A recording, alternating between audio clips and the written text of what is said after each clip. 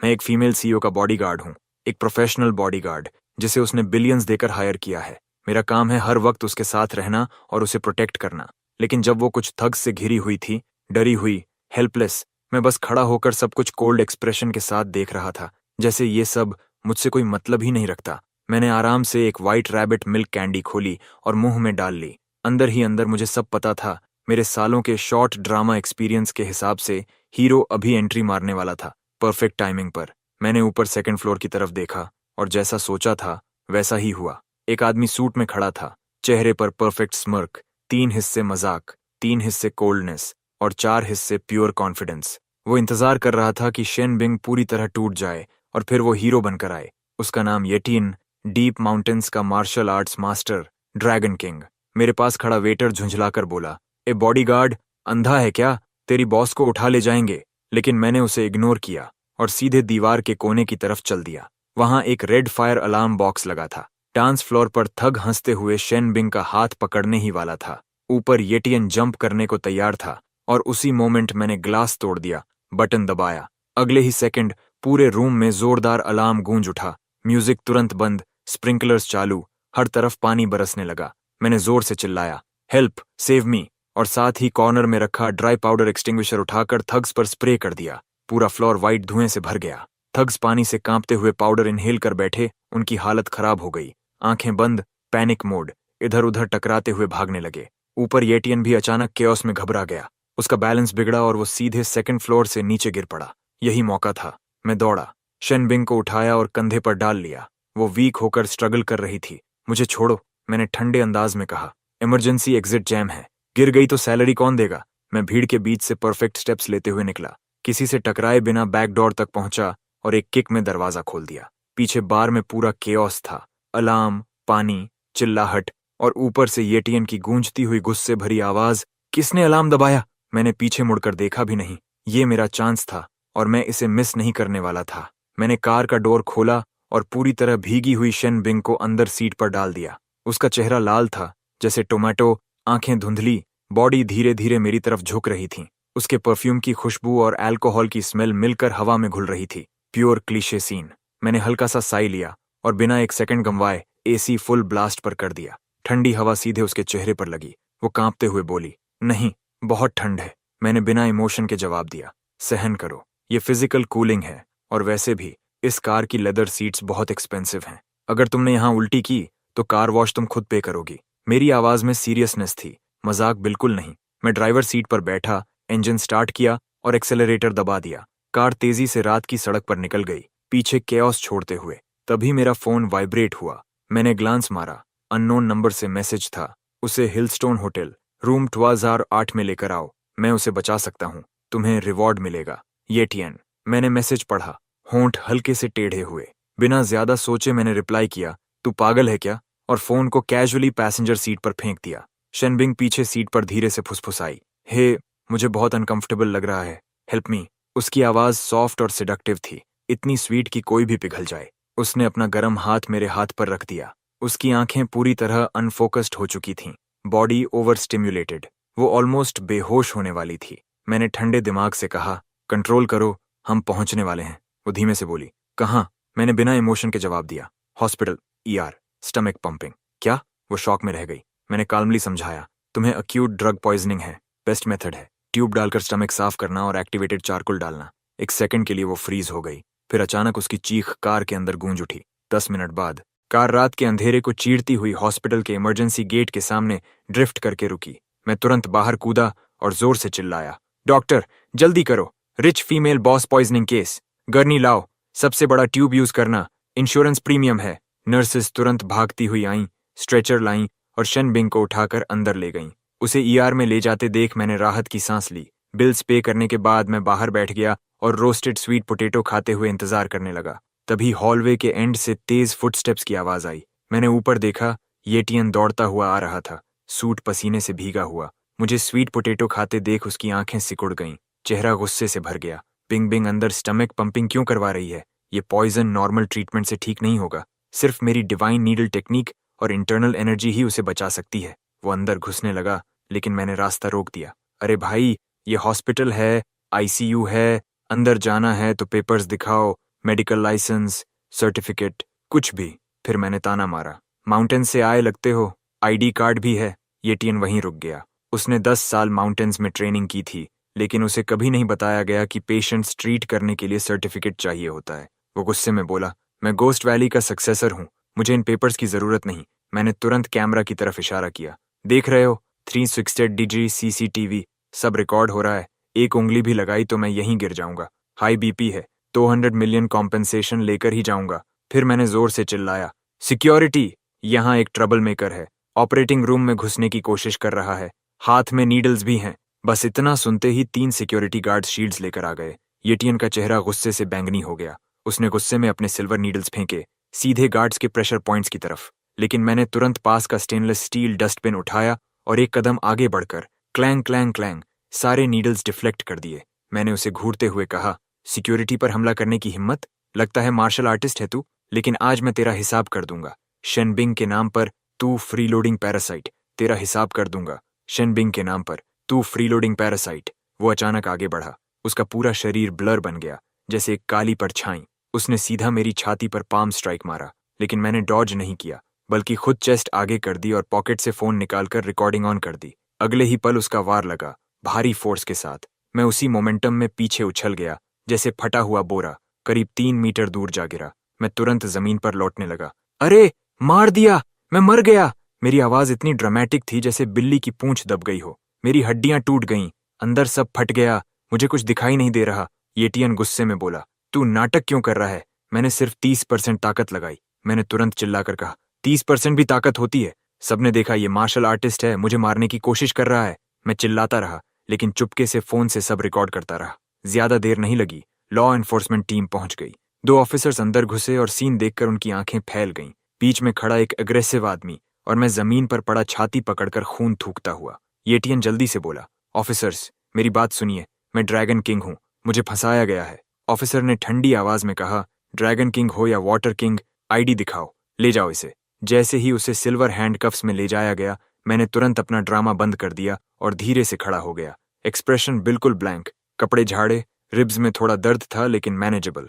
मैंने मन में सोचा, ये तो सिंपल वर्कप्लेस इंजरी है, बाद में शेन बिंग से रीइंबर्समेंट और हैजर्ड पे दोनों वसूलूंगा। अगली सुबह शेन बिंग धीरे धीरे होश में आई। वो हॉस्पिटल बेड पर बैठी थी, चेहरा पेल, गला इतना खराब कि मुश्किल से बोल पा रही थी। कल रात क्या हुआ, मैं यहाँ क्यों हूँ? मैंने पूरा इंसिडेंट सिस्टमैटिकली बताया, कैसे मैंने कामली पुलिस बुलाई, कैसे प्रोफेशनली उसे इमरजेंसी में हॉस्पिटल पहुंचाया और कैसे मैंने इंजर्ड होने के बावजूद उसे प्रोटेक्ट किया। वो हल्का सा कंफ्यूज्ड होकर बोली, तो एटीएन मुझे बचाने आया था और तुमने उसे पुलिस स्टेशन भेज दिया।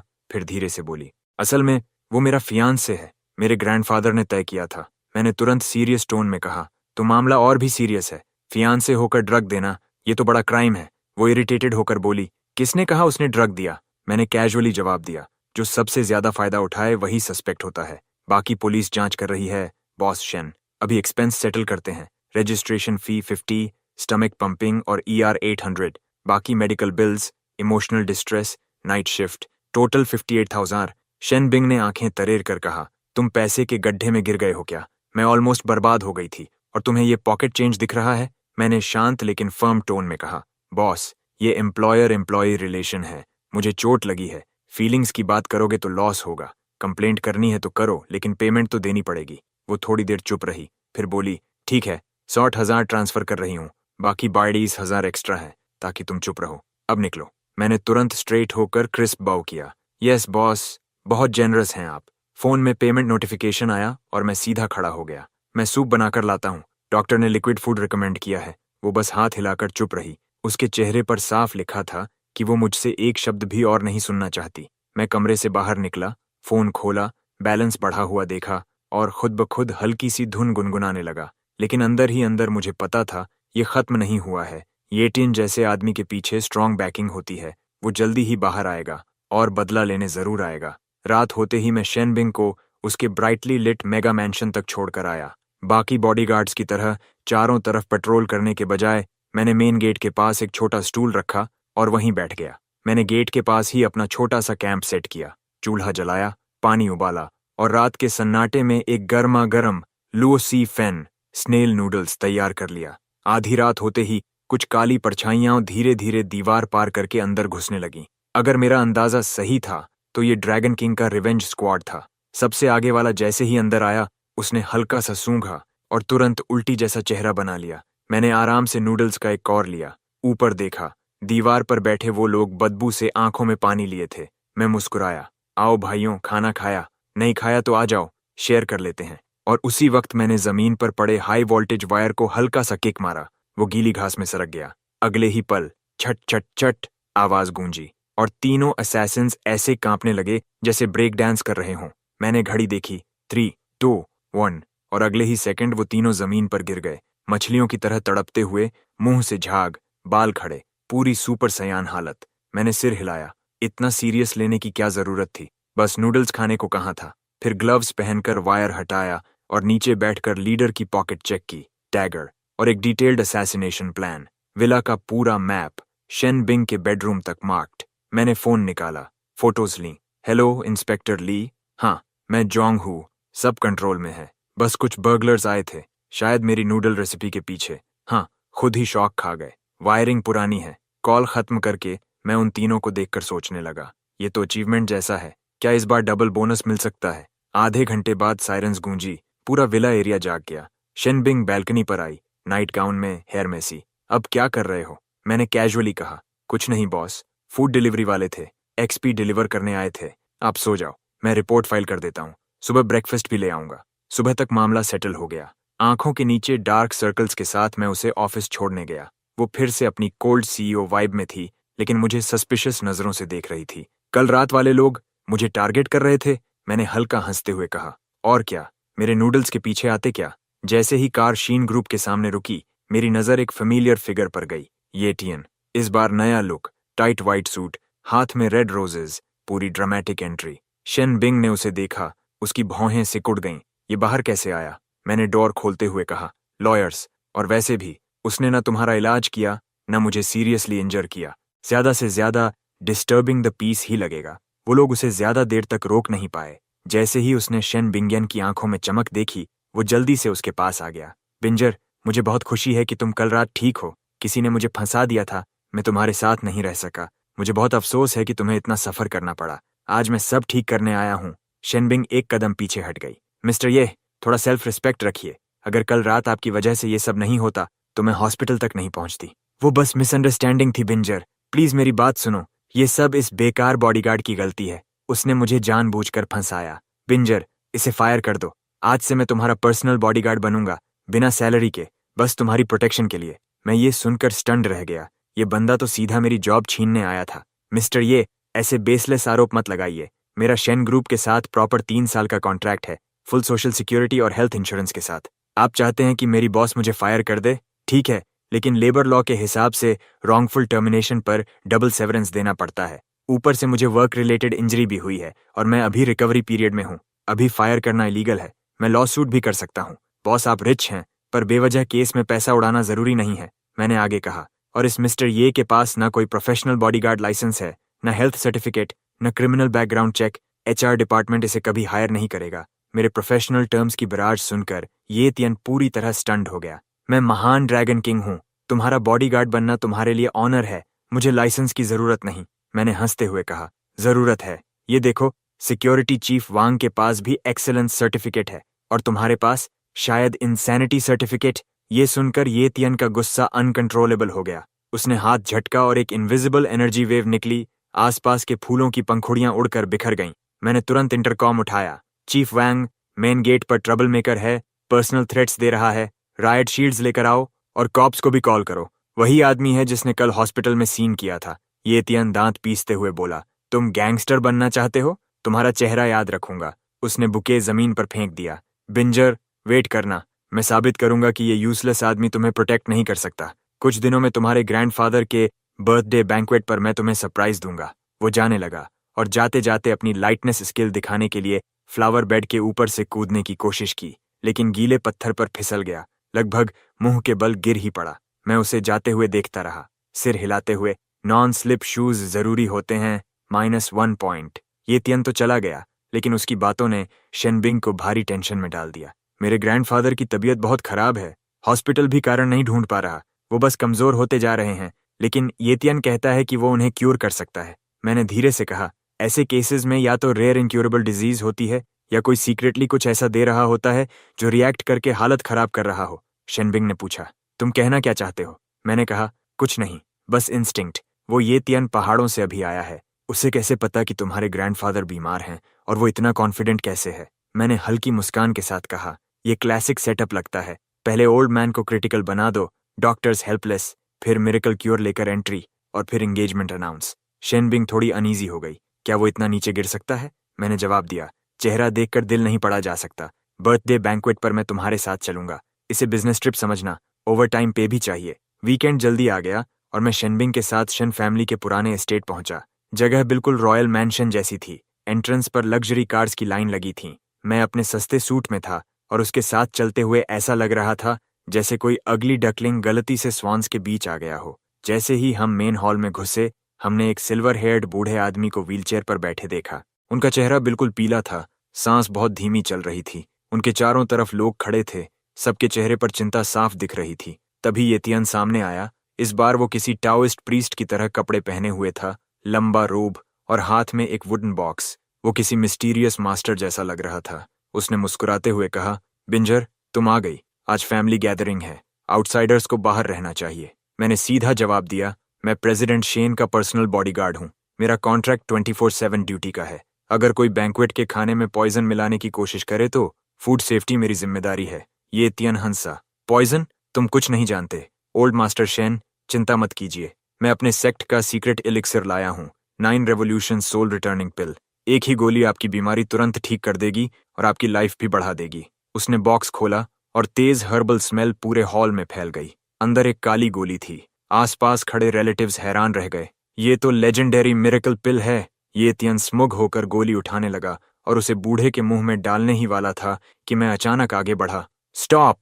मैं बिजली की तरह आगे गया और उसका हाथ पकड़ लिया। पूरा हॉल एकदम शांत हो गया। सब मुझे ऐसे देखने लगे जैसे मैं पागल हूँ। ये तियन गुस्से से कांप रहा था।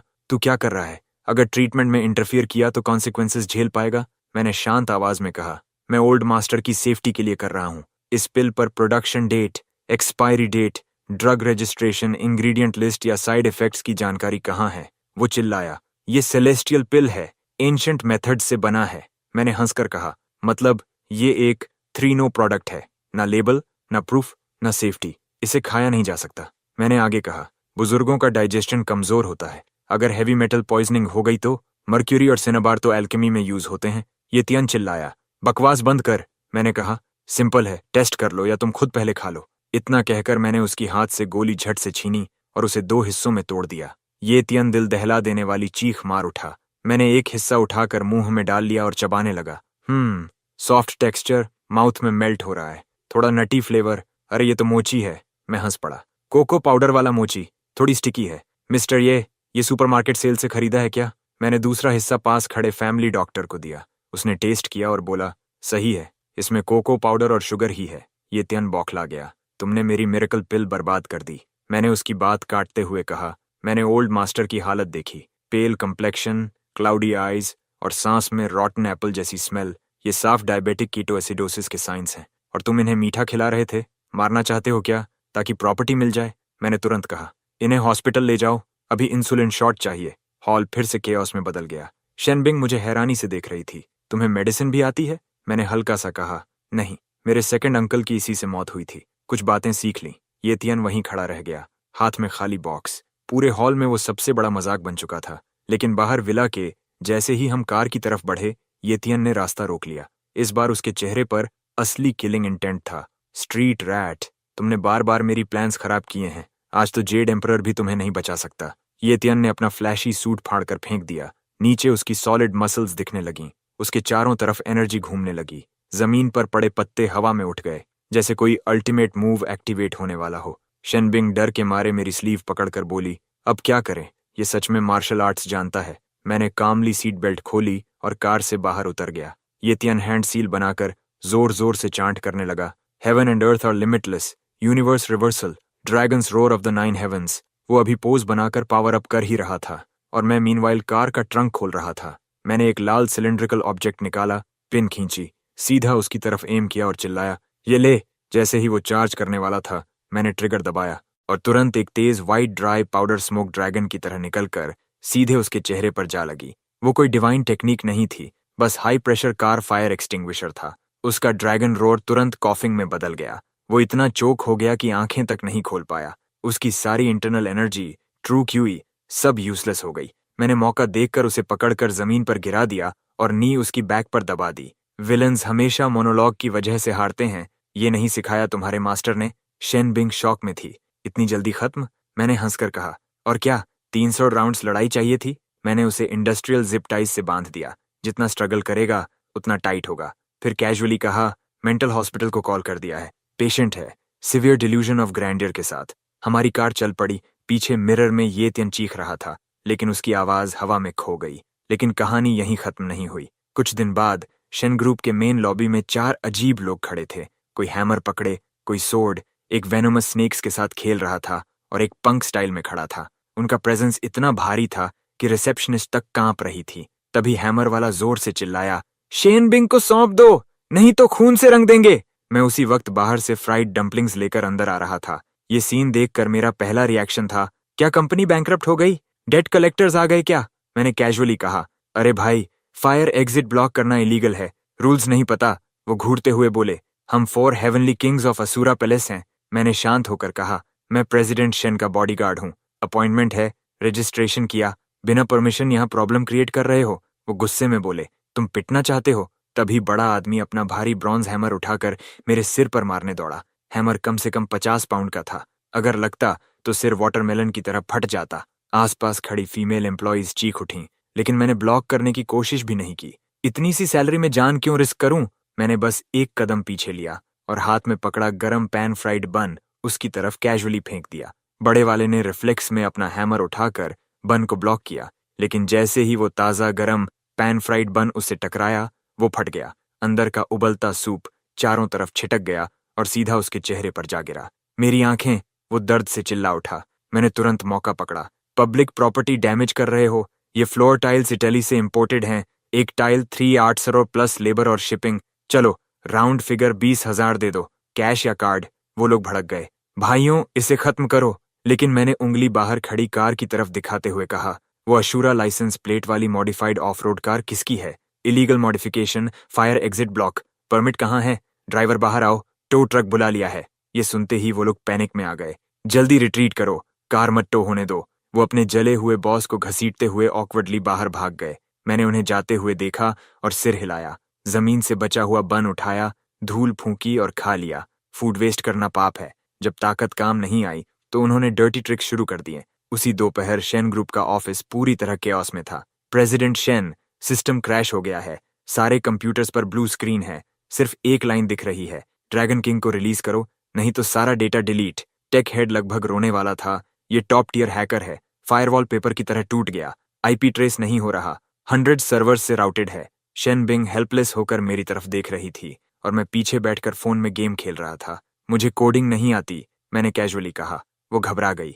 तो अब क्या करें? मैंने फोन साइड रखा। हैकर को डील करने के लिए कंप्यूटर जरूरी नहीं, उसे इंटरनेट चाहिए, सही?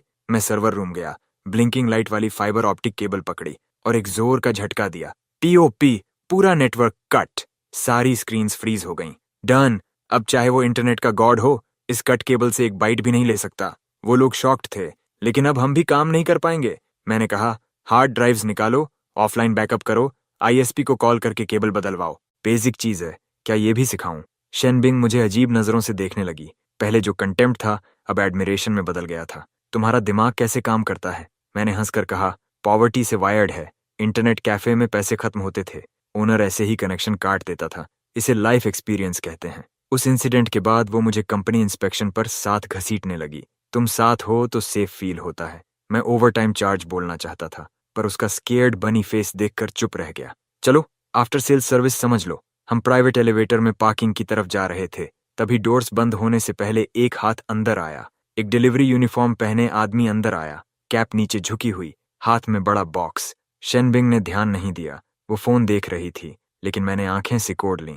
इस आदमी से एक अलग स्मेल आ रही थी। स्वेट नहीं, प्लेट क्लीनिंग ऑयल की हल्की स्मेल, और उसकी उंगलियों के बीच थिक कैलसेस थे। ये साफ था, ये कोई डिलीवरी बॉय नहीं, एक ब्लेड विल्डर था। एलिवेटर नीचे जा रही थी और बंद स्पेस में हवा भारी होती जा रही थी। अचानक वो डिलीवरी वाला हरकत में आया। उसने बॉक्स फेंका और कमर से एक ठंडी तेज डैगर निकालकर सीधा शेनबिंग की पीठ की तरफ वार किया। उसकी स्पीड इतनी तेज थी कि साफ पता चल रहा था ये ट्रेन्ड असैसिन है।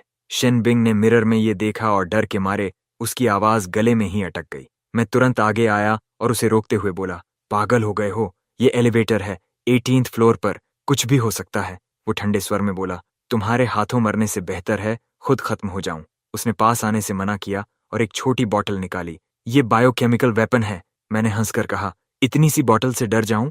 वो बोला, मैं शैडो हूं, असुरा पैलेस का प्रोफेशनल असैसिन। लेकिन अगले ही पल उसका चेहरा बदल गया। मेरी आंखें, मेरा गला।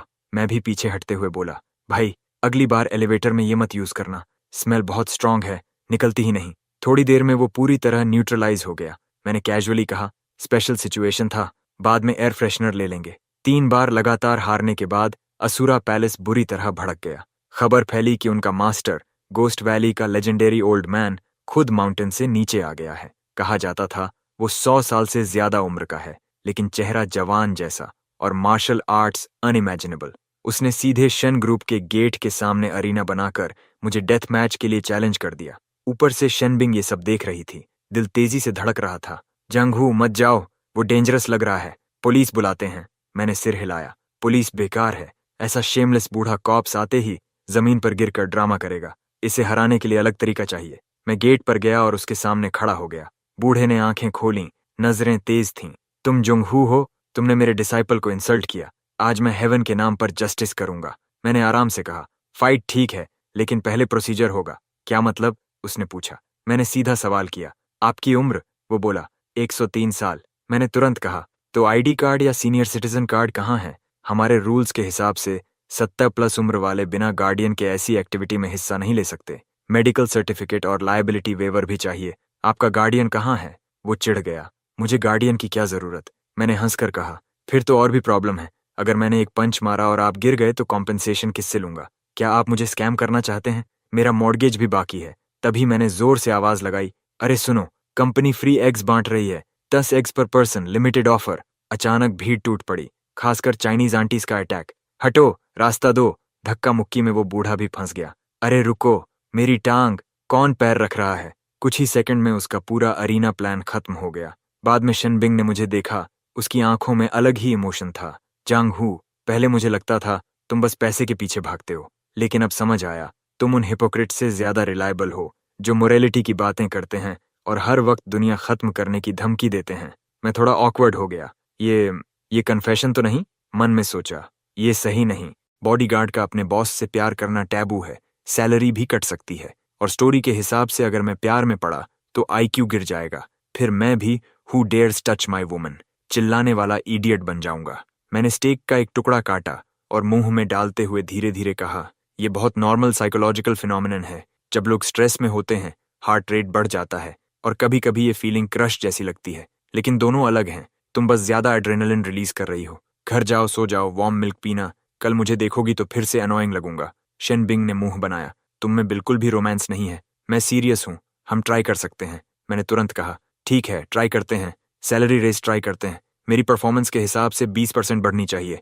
वो गुस्से में बोली, मैं फीलिंग्स की बात कर रही हूँ और तुम पैसे की। मैंने काल्मली जवाब दिया, पैसों की बात फीलिंग्स खराब करती है और फीलिंग्स पैसे खराब करती है। फिर सीरियस होकर बोला, प्रेसिडेंट शेन, मैं एक सिंपल आदमी हूँ। मॉर्गेज, कार लोन और फ्यूचर में एक अच्छी वाइफ चाहिए। मैं तुम्हारी रिच लाइफस्टाइल अफोर्ड नहीं कर सकता। अगर सच में ग्रेटफुल हो तो बस बड़ा ईयर एंड बोनस दे दो, ये ज्यादा प्रैक्टिकल है। तभी फोन बजा। Unknown number. जुंगहू, खुद को बहुत स्मार्ट समझ रहे हो? कुछ छोटे लोगों को हराकर मत सोचो कि जीत गए। असली डर तो अभी बाकी है। कल रात 12 बजे वेस्ट साइड के अबैंडन्ड साइट पर आना, वरना शेन ग्रुप को खत्म कर दूंगा। मैंने फोन काटकर कैजुअली कहा, कोई बोरिंग विलन था, हमेशा सेम जगह, अबैंडन्ड फैक्ट्री या क्लिफ, जीरो क्रिएटिविटी। अगली रात 11 बजे मैं शेनबिंग को लेकर सिटी के वेस्ट साइड पहुंचा। वो नर्वस थी। हम सिर्फ 2 लोग जा रहे हैं, मैंने हंसकर कहा। बैकअप है मेरे पास। मैंने कार 500 मीटर दूर पार्क की, उसे हार्ड हैट पहनाया। सेफ्टी रूल्स फॉलो करो और ये कलर ब्राइट है, अगर किडनैप्ड हुई तो जल्दी मिल जाओगी। वो सार्केस्टिकली बोली, कितने थॉटफुल हो। हम फैक्ट्री में घुसे। चारों तरफ स्क्रैप स्टील, टूटे कंक्रीट, बीच में जलते ऑयल ड्रम्स। वहां येतियन खड़ा था, उसके साथ मास्क पहने एक आदमी और पीछे बड़ी भीड़, सबके हाथ में वेपन्स। जुंगहू, तुम आ गए। मास्टर यही है, मास्क वाला बोला। तुम्हें पता भी है किससे टकरा रहे हो? मैंने कैजुअली कहा। पहले ये आग बुझाओ, जंगल लग जाएगा। वो चिल्लाया। शेनबिंग दे दो, क्विक डेथ मिलेगा। मैंने शेनबिंग से कहा, झुको, सीन मेसी होगा। वो बोली, इतने लोगों से अकेले लड़ोगे? मैंने कहा, ये मेरे बोनस का मामला है। जैसे ही उन्होंने अटैक का ऑर्डर दिया, अचानक ऊपर से बजिंग साउंड आई। दर्जनों ड्रोन्स रूफ से अंदर आए और उनके ऊपर हवर करने लगे। मैंने मुस्कुराकर कहा, 2000 में विलेज से रेंट किए हैं। मेरे सिग्नल पर ड्रोन्स के नोजल्स खुले और गंदा स्टिकी पानी बरसने लगा। जमीन इंस्टेंट स्लिपरी हो गई, जैसे आइस रिंक। जो थग सबसे पहले दौड़े थे वो सीधे फिसल कर गिर गए, एक के ऊपर एक गिरते गए। Domino effect. उनके मचेटीज, पाइप्स, गन सब हाथ से छूटकर इधर उधर बिखर गए। सीन बेहद ऑकवर्ड और हिलेरियस हो गया। पीछे खड़े येट और पैलेस मास्टर पर भी गंदे पानी की कुछ बूंदें गिर गईं। उनके चेहरे बिल्कुल काले हो गए, जैसे बर्तन का ताला।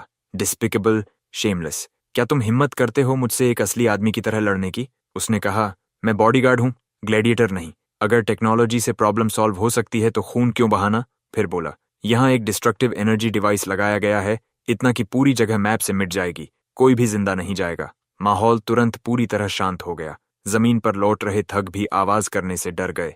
शेनबिंग पिलर के पीछे से झांकी, उसका चेहरा पीला था। हे बड़ी, क्या तुम्हें बॉम्ब का ब्लास्ट रेडियस पता है? कितना बड़ा होता है? उसने कहा, ठीक है, प्रेस करो। चलो सब मिलकर फायरवर्क्स देखते हैं। काफी रोमांटिक है ना? पास मत आना, मैं सच में दबा दूंगा। डेटोनेटर की लाइट जल उठी। फिर कुछ भी नहीं हुआ, न एक्सप्लोजन, न आग, न कोई आवाज। ये क्या हो रहा है? जवाब आया, ये सिर्फ सिग्नल जैमर है, फुल बैंड जैमर जो ऑनलाइन 250 में खरीदा, रेडियो वेव्स जैम करने के लिए। तुम्हारा डेटोनेटर वायरलेस है ना? फ्रीक्वेंसी 315 मेहर्ट्ज या 430 मेहर्ट्ज। 500 मीटर के अंदर कार कीज भी काम नहीं करेंगी। ये रिमोट तो बिल्कुल नहीं। उसने कहा, ये चीज बॉम्ब नहीं है, ये सॉसेज है, बस रेड पेपर में लिपटा हुआ। अचानक फैक्ट्री की बड़ी फ्लड लाइट्स एक साथ जल उठीं। पूरी तरह आर्म्ड पुलिस चारों दिशाओं से अंदर आ गए। उनकी गन्स के मजल सबकी तरफ तने हुए थे। ऑफिसर ली आगे आया, सीन देखा, नाक दबाई और कंधे पर हाथ रखा। जंगहू, इस बार तुमने बड़ा मेस कर दिया। अच्छा हुआ इस बार पहले से तैयारी थी, अब सब कंट्रोल में है। उसने कहा, सिचुएशन क्लियर है, सारे इलीगल बिहेवियर की जांच होगी। इस ऑर्गेनाइजेशन का कैश फ्लो सस्पिशियस है। ये डिवाइसेस स्मगल्ड गुड्स प्रोसेस करने के लिए इस्तेमाल होते थे। एविडेंस यही है। इन लोगों ने यंग लोगों की क्यूरियोसिटी का फायदा उठाकर इलीगल प्रॉफिटियरिंग किया। जब कोर तक जाओगे तो अंदर कुछ नहीं मिलेगा, सिर्फ सबका पैसा खत्म किया गया है। एक आदमी बोला, मैं इसे नहीं मानता, मैं स्पेशल मिशन कर रहा था, तुम्हें मुझे अरेस्ट करने का कोई हक नहीं। ऑफिसर ली ने कहा, डिल्यूजन छोड़ो, स्टेशन चलो और सच बताओ, लॉ तुम्हें फेयर जजमेंट देगा। जुंगहू, बॉस, ये मिशन मैसिव सक्सेस था। बोनस कॉन्ट्रैक्ट के आर्टिकल 12 के अनुसार मिलेगा। इससे पहले कि वो पूरा बोलता, शेन बिंग ने उसे गले लगा लिया। उसके परफ्यूम की खुशबू फैक्ट्री की गंध के साथ मिलकर अजीब लेकिन अच्छी लग रही थी। आसपास के लोग मुड़ गए, जैसे कुछ देख ही नहीं रहे हों। उसने कहा, आज कॉन्ट्रैक्ट की बात यहीं रहने दो, पैसे की बात नहीं। मैं कॉन्ट्रैक्ट एक्सटेंड करने पर बात करना चाहती हूँ। Life time contract. मैं चौंक गया। ये तो वर्क प्लेस हैरासमेंट है और मैं 3 पीढ़ियों से गरीब किसान परिवार से हूँ। अगर मेरे पापा को पता चला तो वो मेरी टांग तोड़ देंगे। उसने बिना रुके कहा, तो मैं तुमसे शादी कर लूंगी, कई 100 बिलियन का डाउरी लाऊंगी, तुम्हारे गांव में रोड बनवाऊंगी, घर बनवाऊंगी, स्कूल बनवाऊंगी। क्या तुम्हारे पापा तब भी मना करेंगे? मैं चुप हो गया। Hundreds of billions. अब ये सिर्फ इंटीग्रिटी का नहीं, आत्मा का टेस्ट था। 3 मंथ्स बाद Shane corporation headquarters, CEO office. मैं कस्टम टेलर्ड सूट पहनकर बॉस की डेस्क के पास स्टूल पर बैठा था। शेनबिंग डॉक्यूमेंट साइन कर रही थी। बीच बीच में मुझे जेंटल नजर से देखती। हनी, आज डिनर घर पर करते हैं। मैंने कहा, ऑफिस में मुझे असिस्टेंट गैंग बुलाओ। और हस्बैंड कौन है? अभी मैरिज रजिस्टर भी नहीं हुई, हम प्रोबेशन पीरियड में हैं। परफॉर्मेंस खराब हुआ तो कॉन्ट्रैक्ट कभी भी टर्मिनेट। वो हंसी, ठीक है, प्रोबेशन पीरियड सही। असिस्टेंट जैंग, अरेंजमेंट्स कर दीजिए। आज पुलिस स्टेशन जाना है, यन के लिए डेली नेसेसिटीज ले जाऊंगी। सुना है वो अच्छा कर रहा है, अब सेल ब्लॉक लीडर है, बाकी इनमेट्स को टाइची सिखा रहा है। मैं उसके लिए क्रिमिनल कोड भी ले जा रही हूं ताकि वो प्रॉपरली रिफॉर्म हो सके। फिर उसने मुस्कुराकर कहा, तुम बहुत अच्छे इंसान हो। मैंने कहा, वर्क आवर्स में पर्सनल बात, सैलरी डिडक्शन, इस महीने की सैलरी, बोनस, इमोशनल डैमेजेस और आई लव यू बोनस। उसने काट दिया। पिन वही दिन है जब हम पहली बार मिले थे। मैंने कांपते हाथों से कार्ड लिया। क्या यही केप्ट मैन होने का एहसास है? इतना डेकेडेंट, इतना करप्ट, लेकिन अच्छा लग रहा है। मैंने कार्ड रख दिया। ठीक है, पैसे के लिए आज रात 4 कोर्स मील बनाऊंगा, 2 सनी साइड एग्स के साथ। वो हंसी। डील। मैं विंडो के पास गया और नीचे बिजी सिटी को देखा। कौन कहता है प्रोटेगनिस्ट को ऊपर चढ़ने के लिए लड़ना पड़ता है? एक बॉडीगार्ड जो लॉ, टेक्नोलॉजी और लाइफ समझता है। कभी कभी रिच वुमन पर डिपेंड करना ही असली जीत है। वो आदमी गलत नहीं था। ये दुनिया सच में इंसेन है, लेकिन जब तक तुम्हारे हाथ में कॉन्ट्रैक्ट है, पॉकेट में फोन, स्पीड डायल पर पुलिस और थोड़ी विजडम और करेज, तब तक तुम ही प्रोटैगनिस्ट हो। अपनी सेफ दुनिया के सबसे पावरफुल इंसान